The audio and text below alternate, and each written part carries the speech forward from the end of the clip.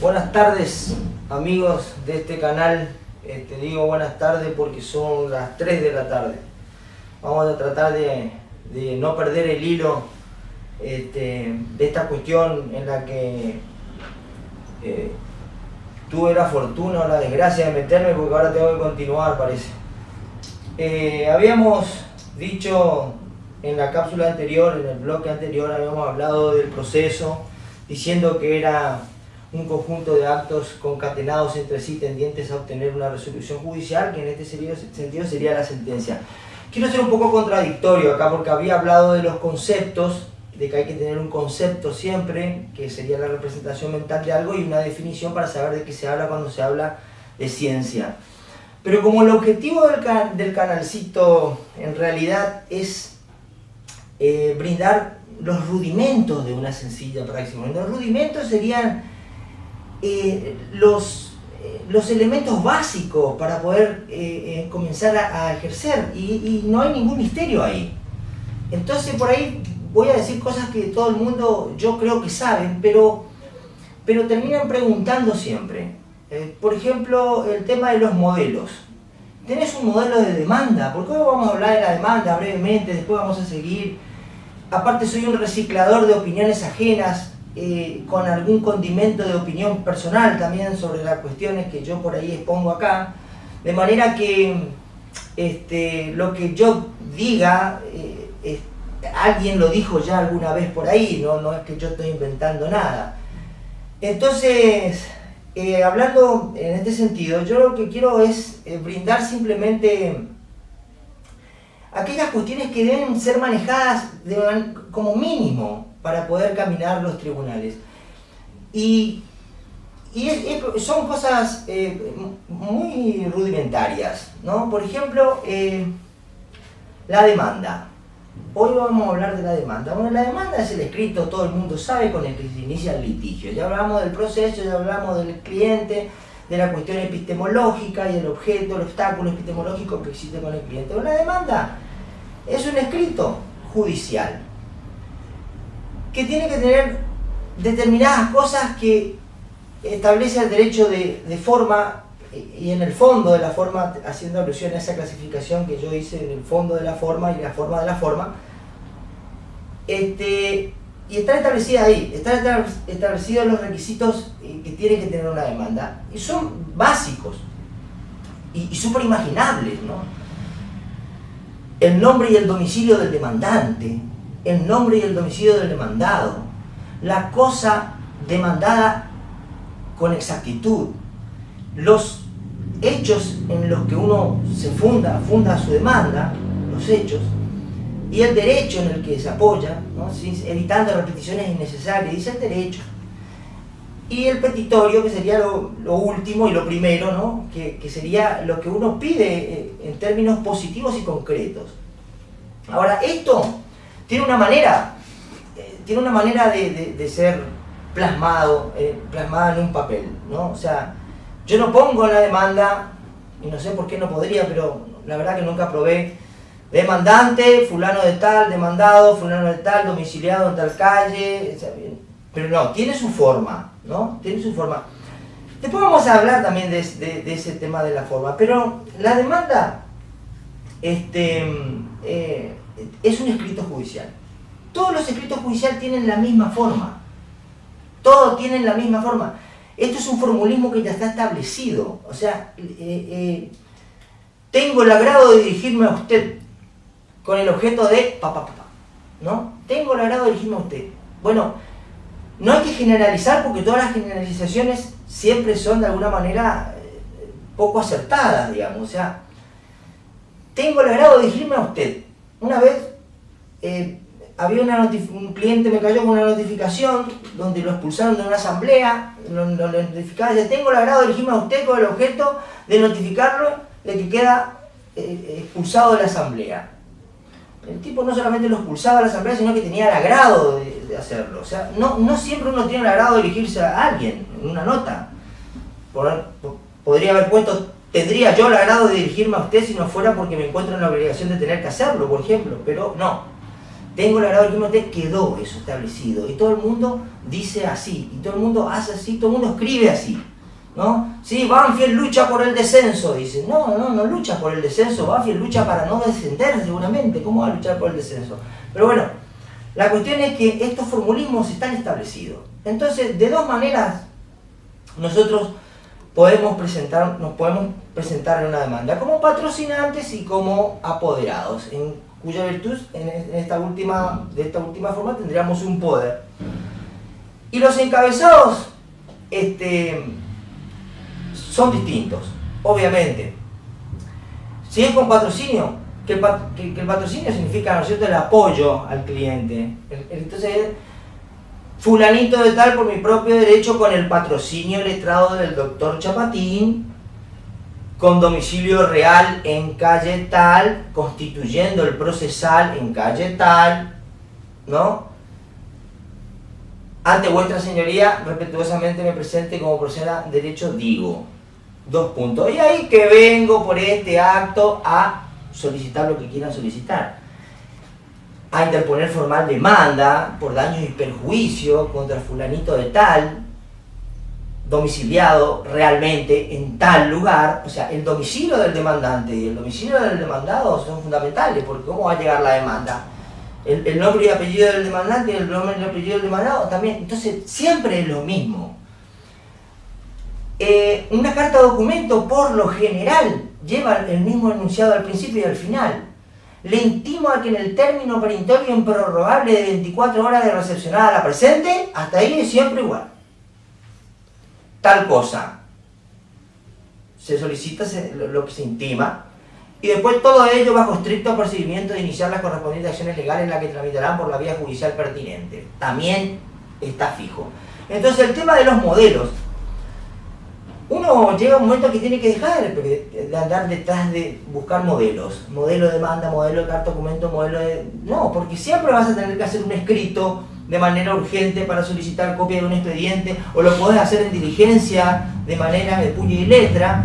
Y vas a tener que poner objeto, solicita copia.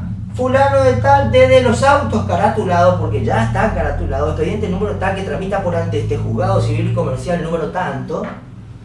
Ante vuestra señoría me presento y digo, o si ya te presentaste, porque ya tiene número de expediente y todo, y la cosa ya comenzó desde los autos caratulados, que vengo por esta acta a solicitar copia de los presentes obrados con el objeto de tal o cual cosas, todo lo cual prohibido conformidad será justicia. No quiero detenerme mucho en esto porque yo creo que esto tiene que saber todo el mundo, pero sí quiero hacer, porque no tengo mucho tiempo hoy, pero una salvedad con respecto a las características que tienen que tener los escritos judiciales. Un escrito judicial tiene que ser claro, y esto sí es fundamental, tiene que ser claro, porque decía Osorio que un abogado es escritor y 3 veces escritor, porque es historiador, porque debe contar los hechos al juez que no lo conoce. Es novelista, porque le debe poner características a los hechos. No es lo mismo decir murió un hombre que murió un padre de familia, cuando realmente era un padre de familia, ¿no? Ahora otra cosa es decir murió un pobre hombre. Bueno, eso ya es una cuestión subjetiva, ¿no? Tienen que ser impersonales, tienen que ser objetivos los escritos, no tienen que tener carga emotiva, ¿no? Porque uno cuando recién empieza escribe cosas como lo sostenido por la adversa resbala en el terreno del disparate y se quiere escapar por la ventana al demandado, y todo eso no tiene mucho sentido en realidad. Entonces tiene que ser claro. 3 características, como lo dice el doctor Carbonell, son 3 características las de los escritos judiciales. Tienen que ser claros. ¿Esto qué significa? No abusar de la terminología técnica. No abusar de la terminología. Eso no quiere decir que nosotros no echemos mano de la terminología técnica, pero no abusar, porque escribí para el portero y te va a entender el juez, decía Osorio. Entonces, claro, hay que ser claro, hay que ser breve. Y acá quiero decir que hay que ir al objeto que nos convoca de manera urgente. Porque hay un proverbio que dice, te escribo largo porque no tengo tiempo para escribirte más corto. Escribir corto por ahí lleva más tiempo, cuando ninguna palabra tiene que estar de más, y no tiene que faltar ninguna ni estar de más, la cosa por ahí se convierte en algo más tedioso y más trabajoso. Entonces, breve. Esto quiere decir ir a la cuestión de manera inmediata. Y tiene que ser útil.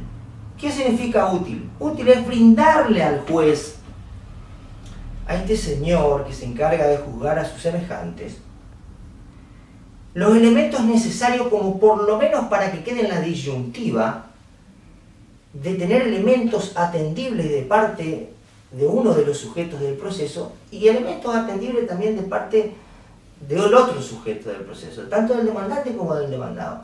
Porque si yo no lo pongo al juez en una disyuntiva en la que puede decir que sí y decir que no, yo no voy a poder tener una base como para ir a una instancia superior en donde obviamente voy a tener que escribir de otra manera, ya no porque sepan más lo de la cámara o lo de la instancia, lo del alzado, la instancia superior, no. Simplemente porque la instancia lo requiere, porque la cuestión es otra, ¿no? Entonces, esto es lo que yo quisiera decir con respecto a los escritos judiciales. Los escritos judiciales tienen que ser claros, breves y útiles, porque si no brindan al juez los elementos necesarios y atendibles, como para que de alguna manera nos dé la razón, no vamos a tener ningún piso como para poder ir a una instancia nuevamente, ¿no? Porque crear la disyuntiva al juez es lo que en mi modestísimo, a mi modestísimo modo de ver, me parece algo importante. Lo digo como un reciclador de opiniones ajenas, ¿no? Yo en realidad, y por lo que vivo diariamente cuando litigamos. Esto es solamente lo que quería hablar con respecto a los escritos, ¿no es cierto? Y con respecto a la demanda, en principio, ya vamos a ver después que la demanda siempre está en la importancia que la demanda tenga, porque tampoco estamos acá para hablar y hacer la diferenciación entre acción, pretensión y demanda. No, van juntas, ¿no? Bueno, la pretensión es una cosa, la acción es otra cosa, y la demanda como escrito en el que se inicia un proceso es otro, sí, ya sabemos. Pero nos vamos a escudriñar en las concepciones del derecho y demás, porque estaríamos haciendo una carrera de abogacía por YouTube y no es esa la idea de este canal. La idea de este canal es brindarle al que recién se recibe una seguridad para que pueda caminar y ejercer, porque lo que voy a decir lo digo metafóricamente, ¿no? O sea, no es tan así, porque por ahí van a decir, no es tan así, pero hoy por hoy, para ejercer el derecho, no necesitas ser abogado. Necesitas ser abogado porque tenés que tener un título que avale tu actuar, digamos, obviamente, pero lo que quiero significar es que te pueden dar el título y un pendrive con todos los modelos y vos le cambiás los datos. Entonces, visto la cuestión desde ese lugar, y sí, todo el mundo es abogado mientras no pruebe lo contrario, entonces, claro que sí. Todo el mundo puede ejercer la abogacía, pero ejercer la abogacía implica algo un poco más grandilocuente que el simple cambio de datos en un modelo, ¿no? Están los principios procesales, que son a los que yo le quiero dedicar un mayor tiempo, y fundamentalmente al principio dispositivo, aquel que dice, que sostiene, ¿no? Porque los principios son esas directivas, estos axiomas, las pautas. Peirano dice que es el faro que alumbra el proceso, ¿no? Ese faro, y tiene características, los principios procesales, el de bifrontalidad es una, por ejemplo. Un proceso no se rige solamente por el principio dispositivo, ¿no es cierto? Hay veces que el proceso es inquisitivo, todo tiene su opuesto, ¿no es cierto? La oralidad, la escritura, el de concentración, de la economía procesal, el saneamiento. Vamos a ver después los principios, porque esto sí es fundamental. El tema de saber los principios hace que uno pueda saber dónde está parado a nivel nocional Uno no va a Riacho Jeje a preguntar por la 42 y Broadway. No sabe que no está en Nueva York, no, en ese sentido, no. Saber dónde estamos parados conceptualmente. Los principios procesales y el dispositivo es al que le quiero dedicar un poquito de tiempo, porque el dispositivo es el que sostiene que las partes, a cargo de las partes está el manejo del aparato judicial, el proceso, digamos, ¿no es cierto? El impulso procesal. El demandante tiene que impulsar en 6 meses en un juicio ordinario el proceso, porque o si no, se cae la caducidad de instancia. Son problemas graves realmente. Y lo voy a dedicar después de un tiempo solamente al principio dispositivo, porque el principio dispositivo es un cuchillo, un arma de doble filo. El juez cuando quiere actúa de oficio. Cuando no quiere dice, no, ustedes las partes tienen que mover la situación. Después el tipo saca una medida para mejor proveer, que después vamos a ver de qué se trata y todo eso. Bueno, básicamente 3 cositas y terminamos. Los escritos, muchachos, que sean claros, breves y útiles. Y nos vemos en la próxima, amigos de YouTube, y suscríbanse, por favor, así tengo algún tipo de incentivo, porque también me hace falta. Chao. Perfecto.